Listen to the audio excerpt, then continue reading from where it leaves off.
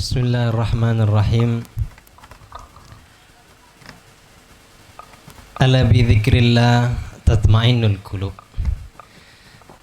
Dengan mengingat Allah, hati akan menjadi tenang.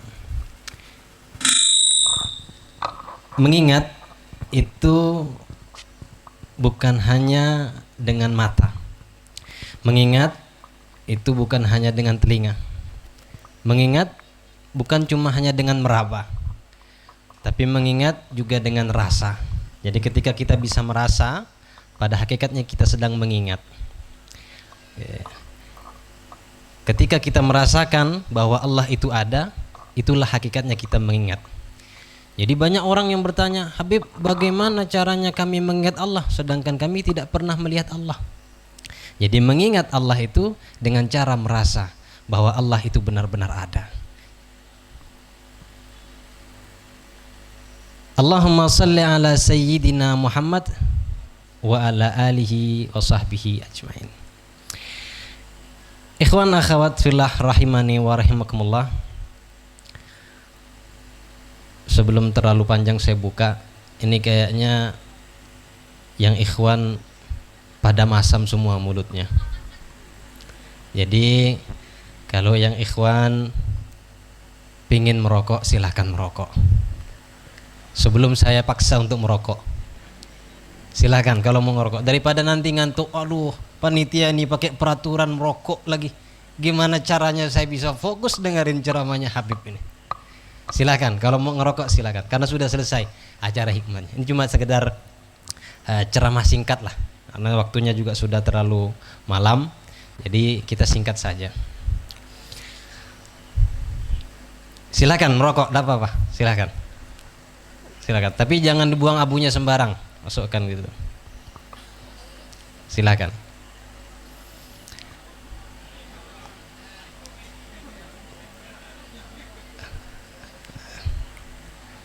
Alhamdulillah.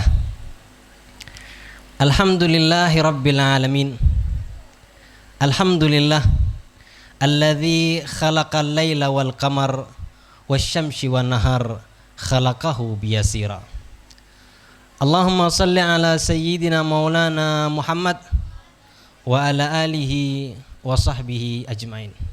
Wa sallillahumma wa sallim ala nabiyyina Muhammad wa ala alihi tayyibin at-tahirin wa sahabatihi al-ghurril mayamin wa tabi'in wa man tabi'ahum bi ihsan ila yaumiddin.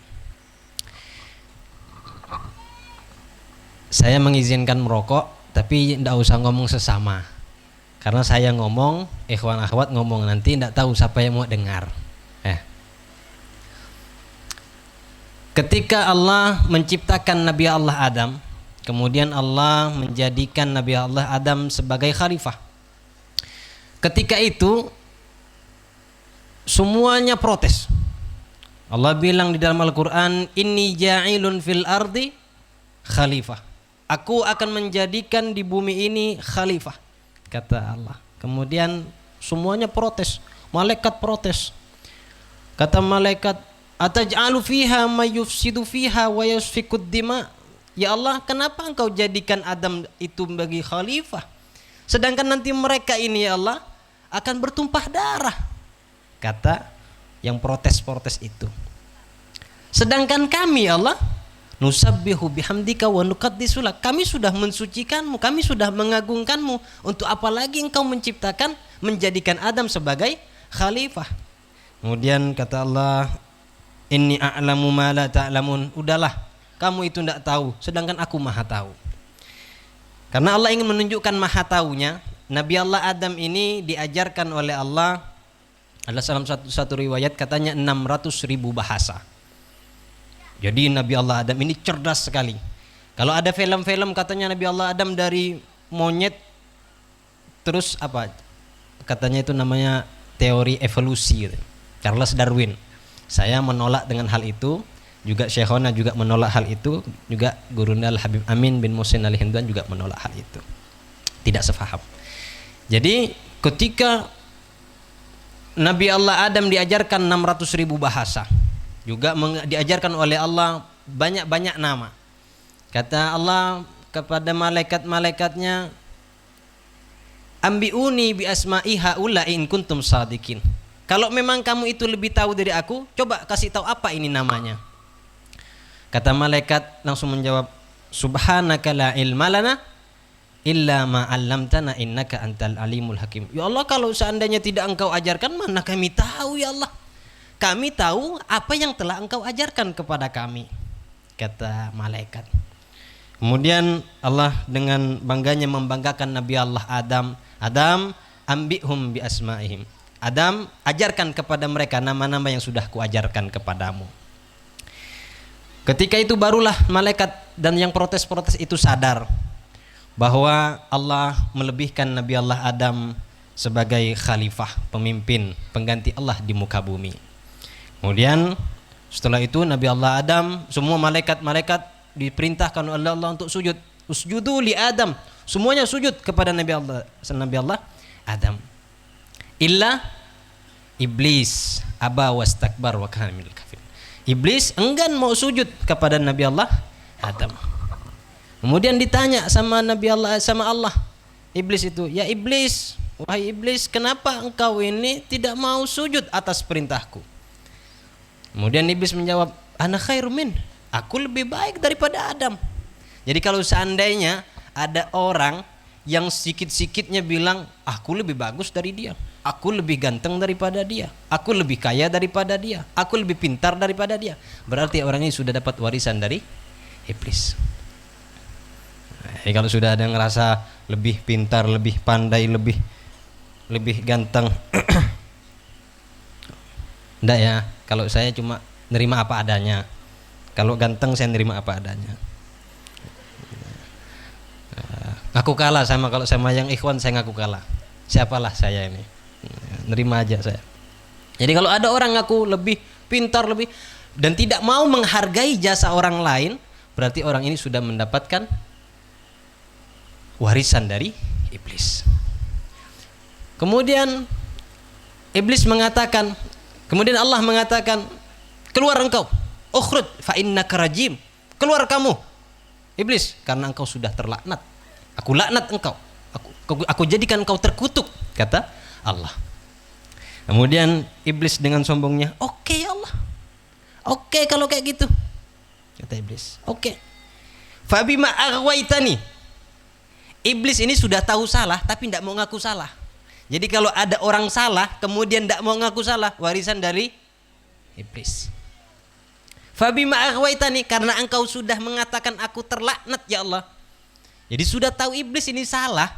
Jadi seolah-olah karena Allah menjadikan Nabi Allah Adam, kemudian iblis itu dikeluarkan dari surga, ini gara-gara Allah. Jadi iblis itu enggan mengakui kesalahannya. Jadi kalau seandainya kita dinasehati sama orang, kemudian kita itu diberi peringatan sama orang, diingatkan sama orang, terus tiba-tiba kita ini jadi marah, berarti kita punya warisan iblis. Oleh karenanya kalau seandainya kita dinasihati sama orang, cukup bilang, oh ya makasih sudah ngingatkan, makasih insya Allah akan saya perbaiki lagi, ya Allah baiknya. Meskipun hatinya mendongkol. Supaya apa? Supaya tidak ada terjadi gesekan antara sesama. Ini baru diingatkan, kamu itu kalau sholatnya yang betul, kamu tahu apa? Sekolah kamu di mana? Ngingatkan saya. Nah, ini warisan iblisnya udah iblis, tebal iblisnya. Diingatkan tidak mau. Ini warisan iblis kayak begitu. Jadi kata iblis tidak mau ngakui kesalahannya. Fabima aghwaytani ya Allah, karena engkau telah mengatakan aku terlaknat, terkutuk. La'aqudanna lahum siratakal mustaqim. Aku akan duduk di jalanmu ini ya Allah, dan aku sesatkan semua manusia ini. Ini janjinya iblis. Jadi janjinya iblis itu akan duduk di jalannya Allah ini, di jalan tarekat, di jalan syariat, di jalan hakikat, di jalan makrifat. Nah, setan akan menjadikan nyesat semuanya. Fabima aghwaytani la'aqudanna lahum siratakal mustaqim. Tsumma la'atiyannahum. Kemudian kata iblis bilang, tsumma la'atiyannahum, dan aku akan datang kepada mereka ya Allah. Min baini aidihim, dari depan. Sudah. Nah, ya. Cukup kamera aja kalau foto-foto. Apa sudah nih?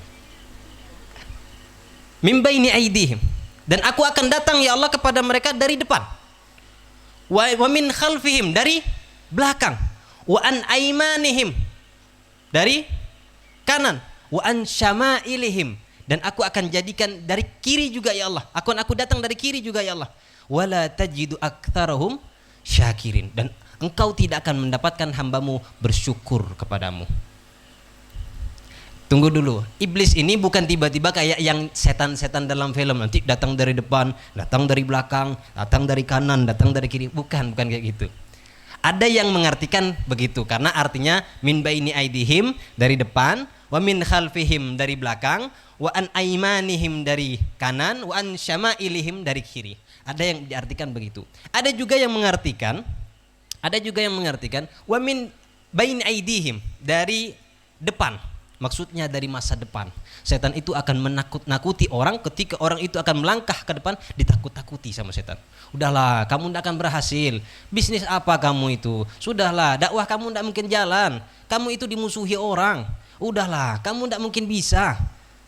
Jadi setan akan menakut-nakuti sampai kita ini gagal untuk melangkah. Jadi wa min baini aidihim, dari depan, maksudnya masa depan. Udahlah, jangan pikirkan. Kamu itu ndak usahlah kayak gitu. Percuma, kamu tuh ndak punya apa-apa. Kamu ndak punya modal, kamu itu miskin. Setannya bilang begitu. Sehingga takut untuk melangkah ke depan. Itu yang dari depan. Wa min khalfihim, dari belakang. Jadi setan datang dari masa lalu. Setan akan mengingatkan masa lalu kita. Oh, enak tuh minum khamar, enak tuh zina, enak tuh nyabu. Diingatkan terus sampai benar-benar. Dan akhirnya setan bilang, sudahlah, kamu percuma juga taubat. Percuma, tidak akan diampuni kamu sama Allah. Karena maksiat-maksiat kamu dulu itu, banyak. Dan Allah itu tidak akan suka sama orang maksiat. Akhirnya orang itu putus asa dari bertaubat dan akhirnya meninggalkan taubatnya, bukan meninggalkan maksiatnya. Jadi setan bisa datang dari masa depan dan setan bisa datang dari masa lalu. Kemudian setan bisa dari membaini wa an aimanihim. Aiman ini bisa diartikan kanan, bisa diartikan apa yang dikuasai. Atau dalam bahasa Arab itu aiman itu ada artinya budak. Aiman yang dikuasai. Jadi sekarang manusia apa yang dikuasai? Harta, anak, istri, jabatan. Setan bisa datang dari 4 ini. Jadi setan bisa datang dari keluarga, setan bisa datang, dia akan menghasut keluarga-keluarga untuk begitu. Bisa menghasut dari harta yang kita kuasai. Setan bisa menghasut dari jabatan, karena sudah punya jabatan, bebas dia mau ngapain. Bebas dia mau korupsi, bebas dia mau mengkhianati, bebas. Dan setan bisa datang dari syama'il. Syama'il ini bisa ada yang mengartikan pribadi. Ada dalam satu kitab namanya Syama'il Muhammadiyah, kepribadian Rasul sallallahu alaihi wasallam. Jadi kita kalau diartikan shimal itu syama'il, artinya syama'ilihim, dari pribadi orang-orang itu ya Allah.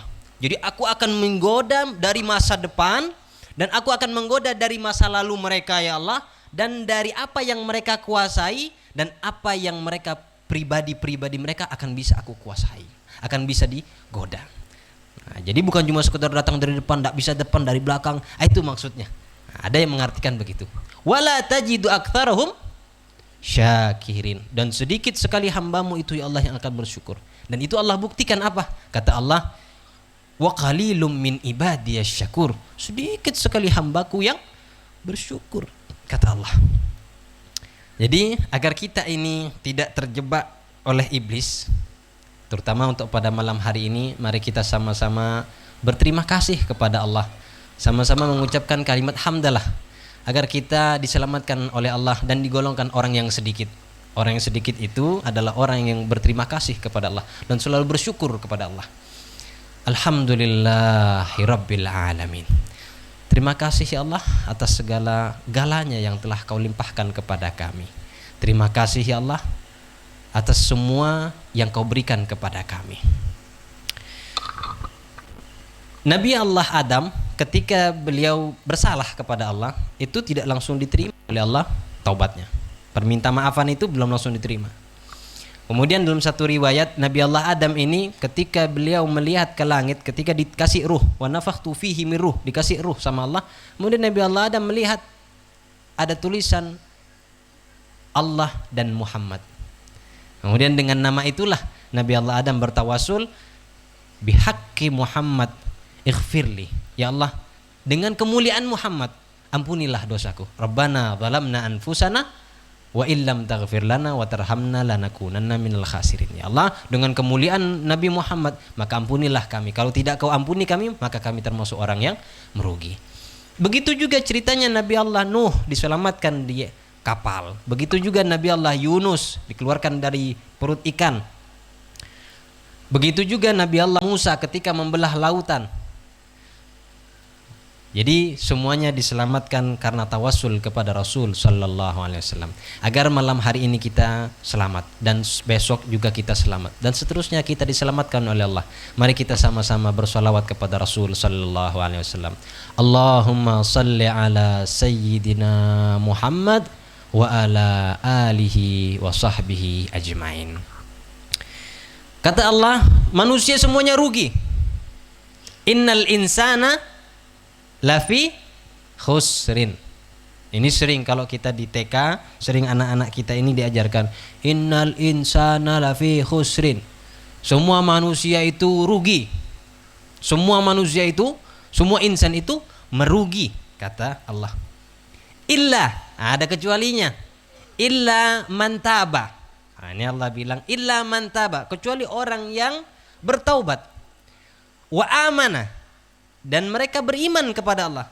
Wa amila amalan saleh, dan mereka mengerjakan amal-amal yang baik, amal-amal yang soleh, meskipun namanya bukan soleh. Nah, mentang-mentang nanti namanya soleh, oh saya sudah amal soleh. Nah, apalagi anak soleh. Nah, belum tentu ya, belum tentu. Tapi biasanya orang yang namanya soleh, anaknya soleh. Kemudian illa man taba wa amana wa amila amalan saleh faulaika yubaddilullahu sayyiatihim hasanat, dan Allah akan merubah keburukan-keburukan mereka menjadi kebaikan. Ikhwan akhwat, punya keburukan 100 juta.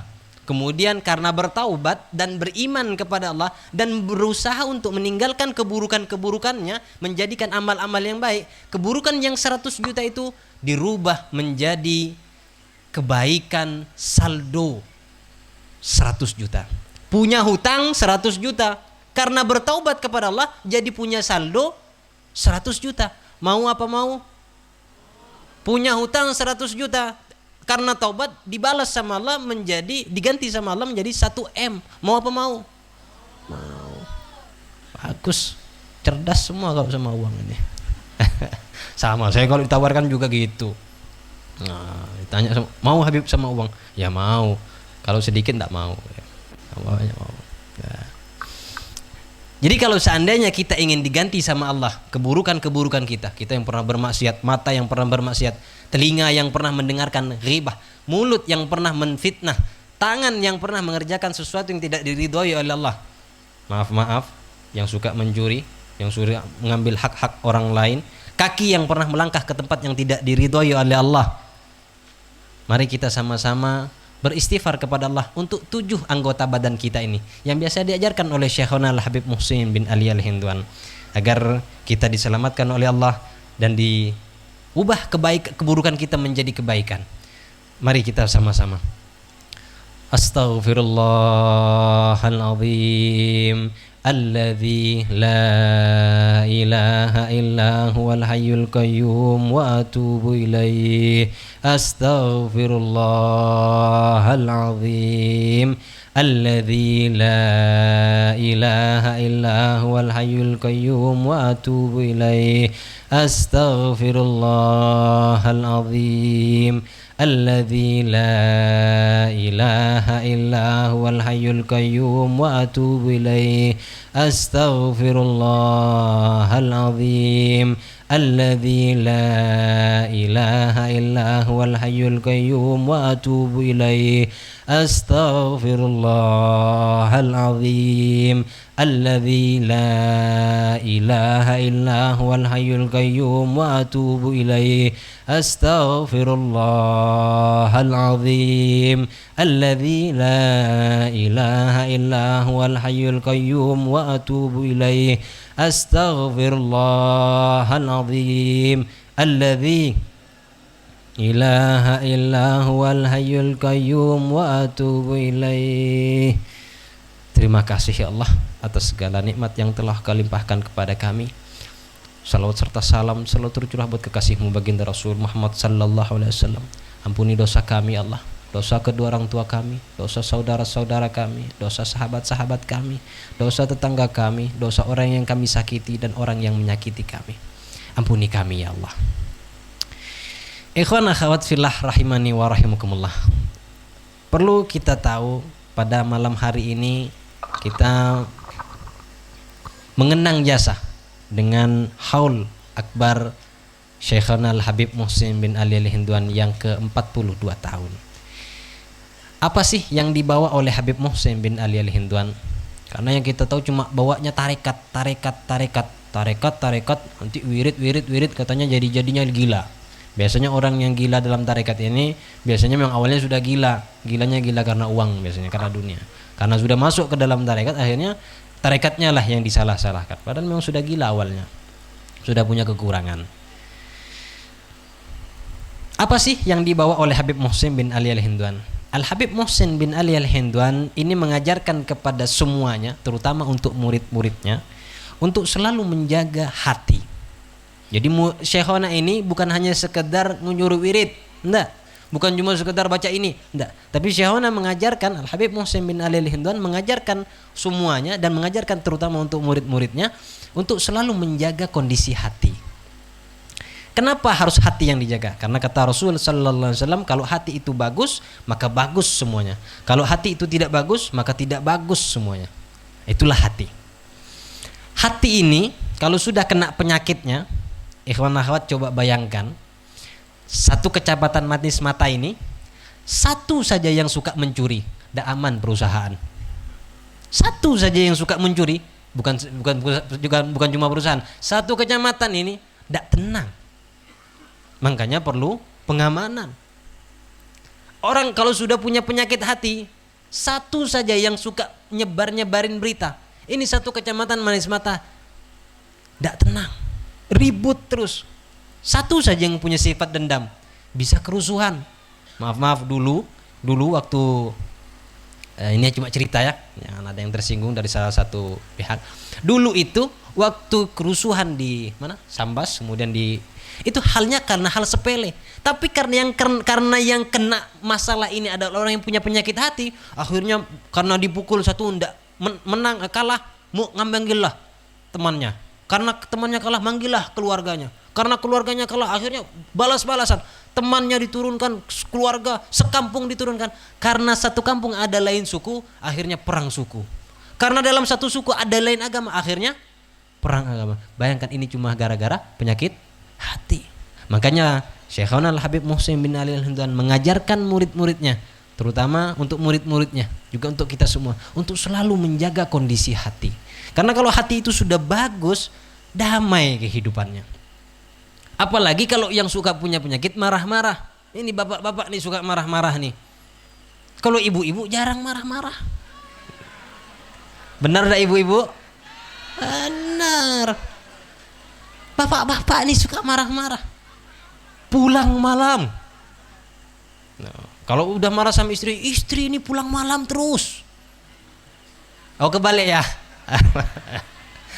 Nah, sama-sama. Jadi tadi saya mau mengucapkan, sebenarnya kalau ada waktu terlalu agak panjang, saya mau mengucapkan juga yang terhormat. Nah, yang terhormat, yang saya hormati, yang saya cintai. Pinginnya kayak tadi, kayak siapa? Ustadz Andre sama Ustadz Haji Erwandi. Pingin saya kayak gitu juga. Jadi sekarang saya mau mulai dulu. Yang saya cintai, yang bermaksiat tapi mau bertobat, yang suka marah-marah mau belajar sabar, itu yang saya hormati. Allahumma shalli ala sayyidina Muhammad. Karena itulah yang diajarkan oleh Rasul sallallahu alaihi wasallam sampai kepada Syekhona Al-Habib Muhsin bin Ali Al-Hinduan. Itulah yang diajarkan untuk menjaga kondisi hati. Karena kalau hati sudah baik, maka damai semuanya. Bayangkan kalau seandainya penyakit hati ini kalau yang kena orang bawahan itu tidak begitu banyak pengaruhnya. Tapi kalau orang atas yang punya yang kena penyakit hati, bahaya.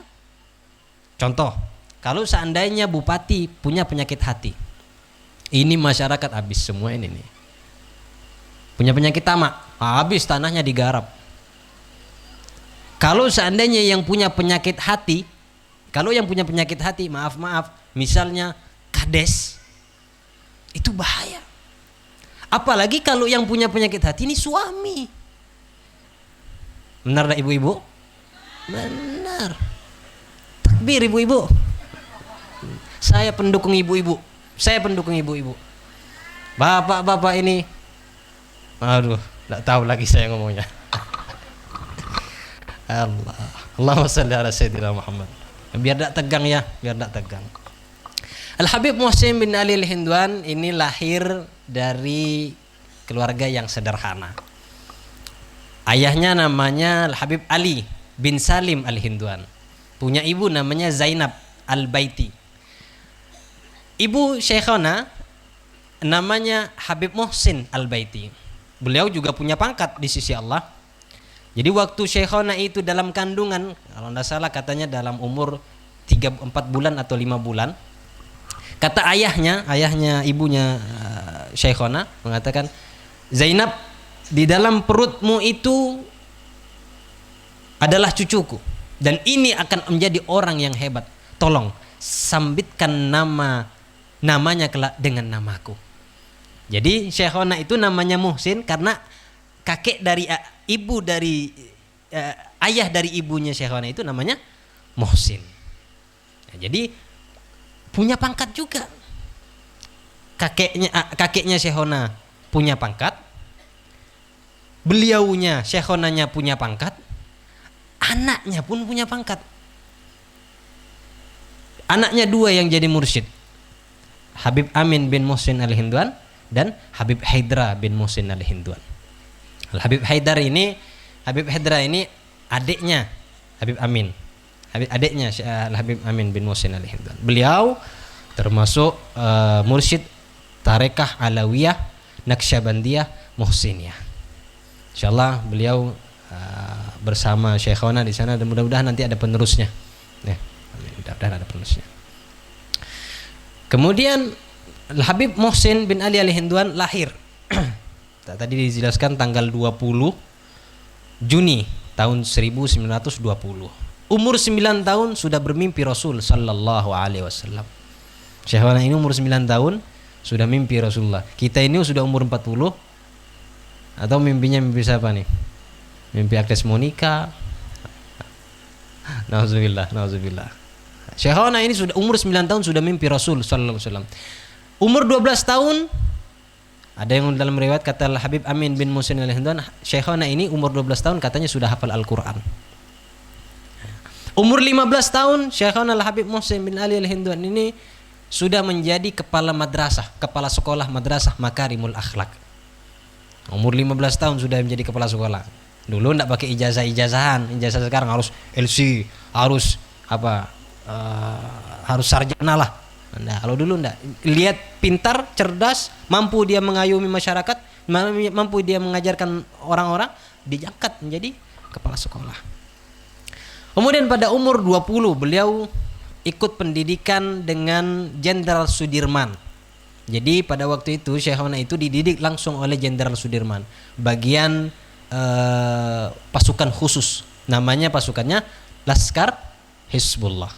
Hizbullah ini pasukannya ramai di dalam itu. Ada mungkin lebih dari 200 orang. Syekhona ini jadi komandannya. Jadi beliau sangat ikut andil di dalam kemerdekaan Indonesia.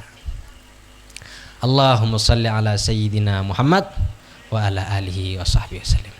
Jadi ikhwan akhwat fillah rahimani wa rahimakumullah, Kurang lebih begitulah cerita singkat tentang Syekhona. Begitulah pelajaran yang Syekhona ajarkan kepada kita. Yang perlu kita kewaspadai adalah ketika penyakit hati menyerang manusia, ketika manusia ini mempunyai penyakit hati, maka sulit untuk menjalankan kehidupan. Tapi kalau seandainya manusia dalam kondisi hatinya baik, kondisi hatinya sehat, maka semua kehidupannya akan damai dan tentram. Mungkin hanya itu yang bisa saya sampaikan biar tidak terlalu malam. Biar tidak terlalu malam. Ikhwan Hawat, bentar lagi mungkin ada gimana? Pembagian cendera mata. Pembagian cendera mata. Bukan cendera telinga ya, cendera mata.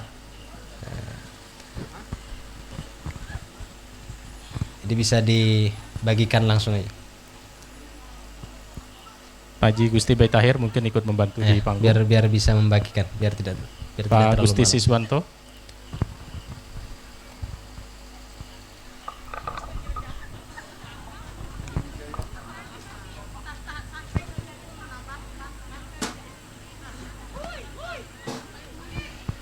Jadi diminta untuk perwakilan dari setiap daerah. Nah, ya. Habib sebutkan lagi. Untuk dari daerah yang pertama yang paling jauh, Manis Mata. yang paling dekat ya. Manis Mata. Manis Mata dan Reto Elok beda ya? Beda. Jadi dua kena.